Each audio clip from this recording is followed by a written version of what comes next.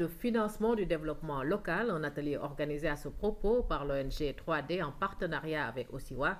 Experts et acteurs du secteur ont pris part à la rencontre présidée par le ministre de la Décentralisation, Pape Djibril Fall.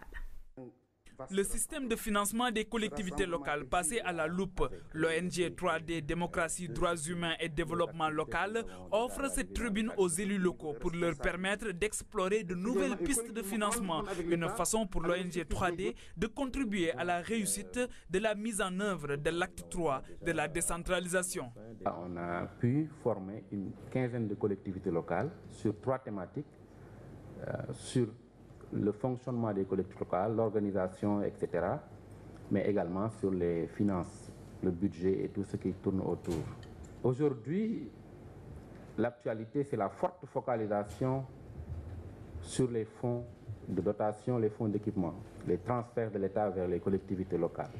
Nous avons estimé qu'il y a une évolution, certes, par rapport à ces fonds, ces transferts de l'État vers les collectivités locales, mais nous avons estimé également que les collectivités locales, les élus particulièrement, ne doivent pas tout attendre de l'État.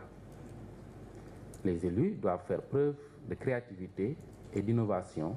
Cette initiative qui encourage le financement participatif permettra aux collectivités locales de réussir l'un des volets de l'acte 3 de la décentralisation. Autre objectif, amener les populations à s'impliquer davantage dans la gestion de la chose publique. Il y a de la place à une nouvelle approche de management des collectivités locales qui devrait permettre aux populations de participer davantage dans la gestion de ces structures qui sont des structures très importantes pour la promotion du développement. J'ai tantôt cité l'article 102 de la Constitution pour demander aux membres de la société civile, mais aussi à travers eux, les populations, de s'impliquer dans ce que j'ai appelé le financement participatif des populations au niveau de ces collectivités locales. Et à ce niveau, les exemples ne manquent pas.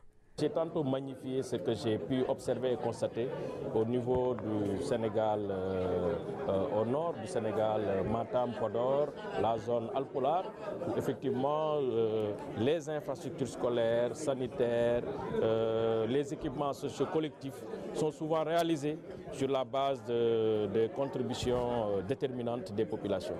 Et c'est ça pour moi la participation citoyenne.